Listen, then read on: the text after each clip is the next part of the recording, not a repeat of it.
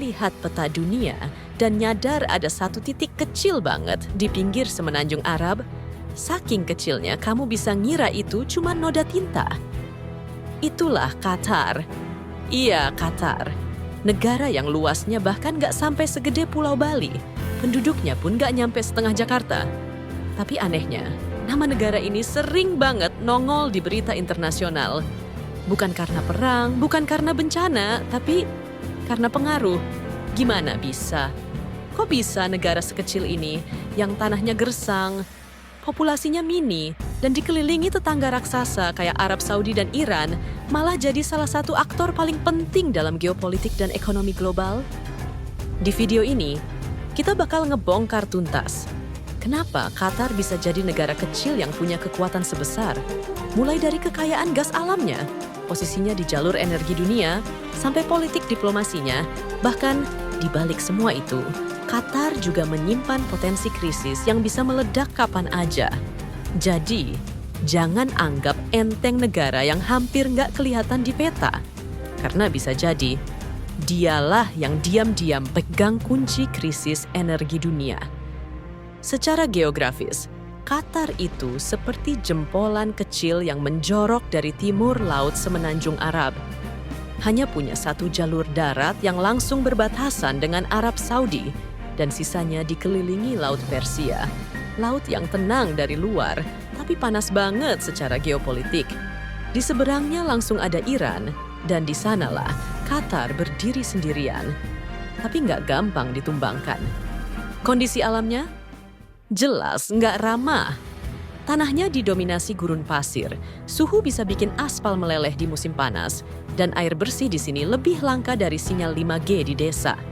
Tapi di balik semua kekurangan itu, Qatar punya satu kartu truf yang bikin negara-negara raksasa langsung nggak bisa ngapa-ngapain. Gas alam. Yang bikin Qatar nggak bisa diremehkan itu bukan gedung-gedung mewahnya atau bandara futuristiknya, tapi cadangan gas alamnya yang jumlahnya luar biasa besar. Qatar punya North Field, salah satu ladang gas alam terbesar di dunia. Lokasinya di lepas pantai utara Qatar, dan sebagian kecilnya juga dimiliki Iran. Tapi bagian terbesar dan paling bisa dieksploitasi, itu milik Qatar. Gas alam ini bukan cuma bikin Qatar jadi produsen energi global, tapi juga jadi eksportir gas cair, LNG, nomor 1 dunia. Mereka kirim gas ke Jepang, Korea Selatan, India, dan banyak negara lain yang secara nggak langsung jadi tergantung sama pasokan Qatar. Dan semua transaksi itu, ya, duitnya ngalir deras ke negara kecil ini. Kedengeran aneh, tapi bener. Dari jutaan orang yang tinggal di Qatar, hanya sebagian kecil yang benar-benar warga negara asli. Sisanya adalah ekspatriat, pekerja asing dari Asia Selatan, Asia Tenggara, hingga Afrika yang jadi tulang punggung industri di sana. Para ekspat ini kerja di konstruksi, pelayanan, logistik, bahkan di proyek-proyek raksasa seperti Stadion Piala Dunia. Tapi meskipun warga asli jadi minoritas, merekalah yang menikmati fasilitas kelas atas, pendidikan gratis, layanan kesehatan premium, dan hidup tanpa pajak. Qatar dikenal sebagai salah satu negara dengan pendapatan per kapita tertinggi di dunia. Tapi uniknya, meskipun negara ini super kaya, biaya hidup di sana nggak segila negara-negara Eropa. Kenapa? Karena banyak hal disubsidi. BBM murah, air bersih disediakan negara, bahkan beberapa bahan makanan pokok dijaga harganya biar tetap stabil. Dan yang paling menarik, di Qatar nggak ada pajak penghasilan individu. Jadi, gaji yang kamu terima, yaitu yang kamu bawa pulang. Sistem ini bisa berjalan karena pendapatan negara dari sektor migas udah cukup gede buat nutupin semua kebutuhan dasar rakyatnya. Tahun 2017, Qatar sempat diembargo total oleh negara-negara tetangganya sendiri. Arab Saudi, UAE, Bahrain, dan Mesir. Alasannya? Katanya Qatar terlalu dekat sama Iran dan dianggap mendukung kelompok-kelompok yang enggak disukai oleh aliansi Arab. Bayangin, satu-satunya jalur darat mereka ditutup, pengiriman makanan diblok, pesawat Qatar dilarang lewat wilayah udara tetangga. Negara yang 90% makanannya impor ini hampir panik. Tapi nyatanya, mereka nggak tumbang. Iran dan Turki langsung bantu. Buka jalur logistik udara dan laut. Qatar muter otak, bangun sistem produksi pangan lokal, dan perkuat aliansi baru. Hasilnya, mereka tetap berdiri kokoh, bahkan makin mandiri. Qatar tuh jago banget main cantik dalam geopolitik. Di satu sisi, mereka jadi tuan rumah pangkalan militer terbesar Amerika Serikat di Timur Tengah. Tapi di sisi lain, mereka juga jalin hubungan erat dengan Iran, bahkan bantu jadi mediator konflik. Dari isu-isu sensitif di Timur Tengah, Qatar sering muncul sebagai penengah yang dipercaya. Ini bikin posisinya unik banget, nggak terlalu barat, nggak juga terlalu timur. Netral tapi tajam. Tapi posisi ini juga berisiko, karena salah langkah sedikit, mereka bisa jadi target konflik besar. Apalagi di tengah persaingan antara Amerika Serikat dan China yang makin intens, dan hubungan Iran-Israel yang makin panas. Secara geografis, Qatar berdiri tepat di jalur energi global. Laut di sekitarnya jadi tempat lalu lintas utama ekspor minyak dan gas dunia. Jadi kalau ada konflik yang bikin jalur ini terganggu, harga energi global bisa melonjak, dan Qatar otomatis jadi pusat perhatian. Makanya meskipun kecil, Qatar nggak bisa dicuekin. Negara-negara besar dari Amerika sampai China, semuanya punya kepentingan di sini. Bahkan perusahaan energi global berlomba-lomba investasi di proyek gas mereka. Tapi tunggu dulu, karena ada beberapa fakta dari Qatar. Kecil-kecil begini, ternyata banyak hal ajaib yang mereka simpen di balik gurun pasirnya.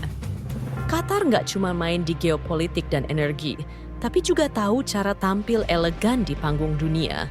Salah satu contohnya, mereka bikin pulau buatan bernama The Pearl. Dan ini bukan pulau biasa yang isinya pasir dan kelapa doang. The Pearl itu ibarat preview gaya hidup orang super elite. Apartemen mewah berjajar rapi, butik-butik high fashion dari Eropa sampai Timur Tengah, restoran fine dining, dan marina pribadi buat deretan yacht para sultan. Semua dibangun dari laut, literally. Nggak heran kalau pulau ini jadi simbol transformasi ekonomi Qatar, dari padang pasir ke destinasi mewah yang jadi mimpi para crazy rich. Dulu, Doha, ibu kota Qatar, hanyalah kota kecil di pinggir laut. Aktivitasnya ya cuma nelayan, pelabuhan, dan angin gurun. Tapi sekarang, Doha udah berevolusi jadi salah satu kota paling futuristik di kawasan Timur Tengah. Kamu mau cari apa? Museum seni modern berarsitektur gila? Ada. Metro bawah tanah dengan desain masa depan? Ada. Gedung pencakar langit dengan desain berani dan pencahayaan dramatis? Banyak. Bahkan ada bangunan yang bentuknya kayak UFO mendarat. Saking modernnya, nggak heran kalau Doha sekarang sering dibandingin sama Dubai, tapi dengan sentuhan kalem tapi tajam. Tahun penyelenggaraan Piala Dunia jadi salah satu momen paling bersejarah buat Qatar. Negara kecil ini nekat banget, jadi tuan rumah Piala Dunia paling kontroversial sepanjang sejarah. Infrastruktur dibangun dari nol, stadion didesain futuristik, dan sistem logistik disusun rapi. Tapi di balik semua itu, sorotan tajam datang dari mana-mana. Qatar dikritik keras karena isu HAM, terutama soal perlakuan terhadap pekerja migran yang membangun stadion dan fasilitas lainnya. Banyak yang ngerasa Qatar beli panggung dunia tanpa peduli efek sosialnya. Tapi di sisi lain, Qatar berhasil juga sih. Bikin dunia yang tadinya nggak ngelirik, jadi dateng, ngelihat, dan ngomongin mereka terus. Dan buat mereka, itu udah cukup buat nyebut ini misi yang sukses. Dan yap, Qatar ngasih pelajaran penting buat dunia. Kekuatan itu nggak selalu soal ukuran, bukan soal seberapa luas tanahmu, tapi seberapa cerdas kamu memainkannya. Mereka bisa bertahan di tengah gurun, diapit musuh, dijegal tetangga, tapi tetap jadi negara yang digandeng oleh raksasa dunia. Dengan gas di bawah tanah, diplomasi di meja bundar, dan strategi yang tajam, Qatar bukan cuma titik di peta, tapi pemain utama di papan catur dunia.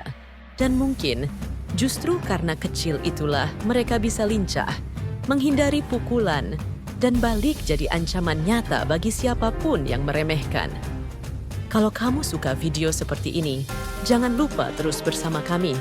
Sekarang giliran kamu, negara mana yang perlu kita explore selanjutnya? Tulis di kolom komentar. Sampai jumpa di video berikutnya.